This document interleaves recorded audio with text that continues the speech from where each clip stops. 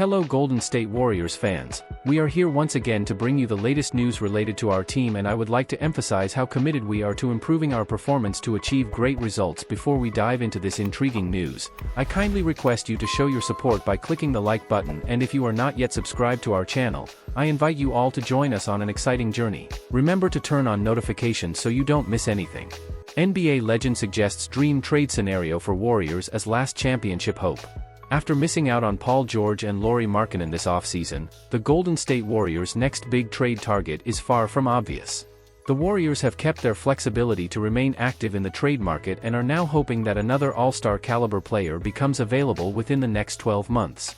Paul Pierce believes the Golden State Warriors' only hope of returning to championship contention is to trade for Giannis Antetokounmpo. If you were to ask the Warriors who their dream trade target would be, the answer would likely be Milwaukee Bucks star Giannis Antetokounmpo. This is exactly what NBA legend Paul Pierce recently suggested, with the 10-time All-Star asserting that adding Antetokounmpo is the only way for the Warriors to become legitimate contenders once again. I mean, the only way I see Golden State getting back to where they need to be is if they somehow find a way to bring Giannis there, Pierce said recently on The Ticket and The Truth Show. This isn't the first time Antetokounmpo has been floated as a trade target for Golden State, with the two-time MVP's dominant and aggressive style often seen as the perfect complement to the greatest shooter of all time, Stephen Curry. There has been plenty of speculation that Curry was trying to recruit Antetokounmpo after a game between the Warriors and Bucks in 2020. Meanwhile, The Athletic has labeled the 29-year-old as Golden State's dream acquisition after missing out on LeBron James in February. Antetokounmpo is under contract for 4 more years, making a move to the Warriors highly unlikely unless he directly requests a trade. This possibility hinges on Milwaukee's ability to return to contention next season, especially after being eliminated in the first round of the playoffs in each of the last 2 seasons. The 8-time All-Star finished 4th in MVP voting last season, averaging 30.4 points, 11.5 rebounds, and 6.5 assists per game, but injuries have limited him to just 3 playoff appearances over the last 2 years. The Warriors and 28 other teams are hoping that the Bucks continue to struggle, which could open the door for Antetokounmpo's departure. However, given his loyalty to the franchise so far, this remains a distant dream. Veteran Big's departure from Warriors, a puzzling free agency move.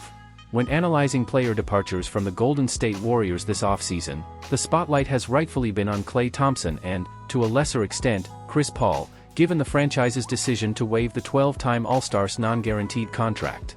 However, Dario Saric's move to the Denver Nuggets has received far less attention, and understandably so, given the difference in stature between him and future Hall of Famers like Thompson and Paul.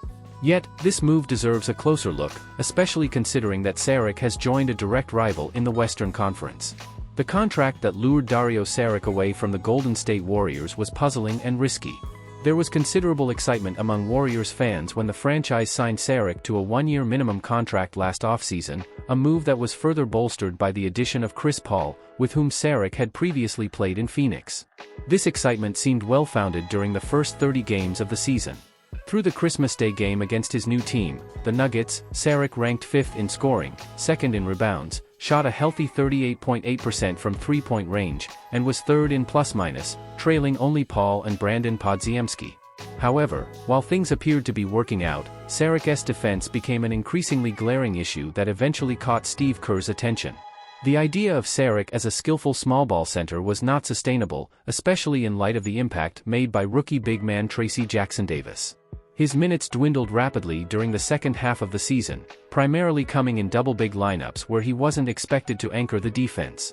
His playing time decreased to the point where he fell out of the rotation entirely, logging less than 35 total minutes over the last 21 games of the season. It's no surprise, then, that Saric sought greener pastures this offseason and that Golden State presumably had little interest in bringing him back.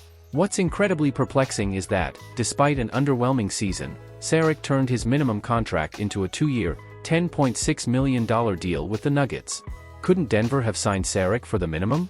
Did they really need to give him a second-year player option? This was a player who became essentially unplayable in the final 2 months of the season and had one of the worst plus-minus ratings on the team, second only to Andrew Wiggins.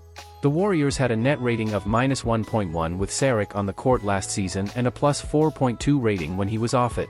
Perhaps things will be different with the Nuggets, where Saric could play behind and occasionally alongside a 3-time MVP in Nikola Jokic. But we can't forget that the 9-year veteran was also supposed to be a perfect fit for the Warriors, only to fade drastically after a promising start. You might question how risky this really is when we're talking about an annual salary of just over $5 million, but in the current era of punitive luxury taxes, teams need to maximize every dollar spent. Based on Sarik's recent form with the Warriors, the Nuggets may not have done that. Golden State Warriors' epic draft blunder takes an ironic turn in free agency. When it comes to disastrous decisions in recent Golden State Warriors history, few are as monumental as their selection of James Wiseman with the second overall pick in the 2020 NBA Draft. The franchise had high hopes that Wiseman would develop into another All-Star, capable of leading a new generation and extending their dynasty. However, it quickly became evident that Wiseman was far from the player they needed. After just 60 games, the Warriors traded him away in February of last year. The decision to draft James Wiseman takes an ironic twist this offseason.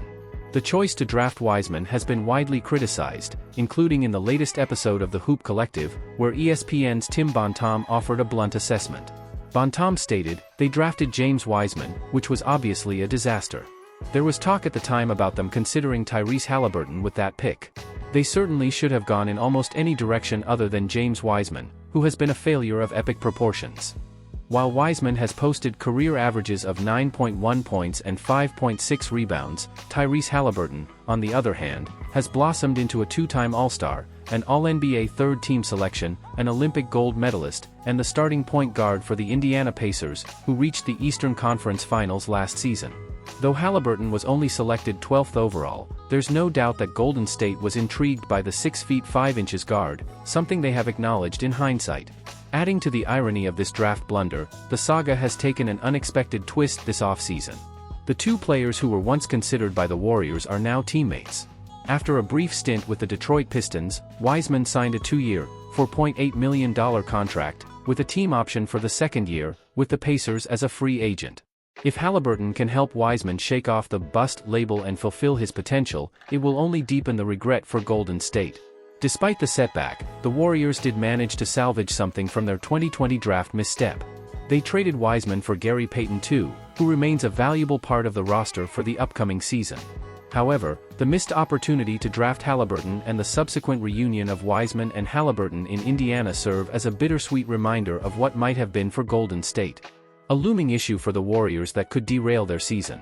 Steve Kerr faces a significant challenge this season. The Golden State Warriors lost a legend when Klay Thompson joined the Mavericks. It was time to move forward, and the Dubs quickly shifted their focus to adding depth. They initially aimed to trade for Lauri Markkanen but ended up signing DeAnthony Melton, Kyle Anderson, and Buddy Hield instead. While the Warriors might be more talented on paper, they now face some major concerns. Most will point immediately to their lack of star power. They still have Stephen Curry and Draymond Green, but they need another top-tier scorer. The hope is that Jonathan Kuminga or Brandon Podziemski can step up and fill that void, but it's a lot to ask of young talent. However, the Warriors might be staring down an even bigger problem.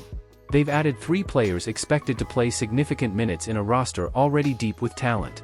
With Chris Paul and Klay gone, Coach Steve Kerr will need to lean on his Team USA experience to figure out his rotation. The challenge is to keep players satisfied with their roles. A disgruntled locker room could be enough to derail the season. Warriors have too many players and not enough minutes. Golden State now has 12 players who expect to be part of the nightly rotation. They need to replace 56.1 minutes per game lost with the departures of CP3 and Thompson. If you add Sarik's 17.2 minutes per game, that leaves 73.3 minutes to divide among the newcomers, assuming no one expects to play more than they did last season. In 2024, Stephen Curry was the only Warrior who averaged more than 30 minutes per game. Draymond Green followed with 27.1 minutes, and only 5 returning players averaged more than 17.5 minutes, as Kerr distributed playing time among 7 players averaging over 26.3 minutes per game. The Dubs have 5 players in contract years, including Jonathan Kuminga and Moses Moody. The franchise's extension talks with Moody will be particularly interesting, given that he hasn't been given more than 17.5 minutes per game. Moody believes he can take on a bigger role, and Kuminga is eyeing a max extension. Even players like Melton, Gary Payton II, and Kevin Looney could become unhappy if they find themselves playing limited minutes in the final year of their contracts. All 3 are vying for new deals and won't be pleased if they're sidelined or only playing sporadically. The The Warriors view Podziemski as a cornerstone for the future, expecting him to play close to 30 minutes per game by his second year. Meanwhile, Andrew Wiggins and Draymond Green will want their starting minutes as they bounce back from turbulent seasons. Kuminga, Moody, and Tracy Jackson-Davis are eager to prove they've made significant strides. Stephen Curry remains the leader and the team's most crucial player. Add to this mix the veterans in contract years and 3 rookies, and Kerr suddenly has more players than he can reasonably fit into the rotation. Golden State is likely to start the year with a 10-man rotation.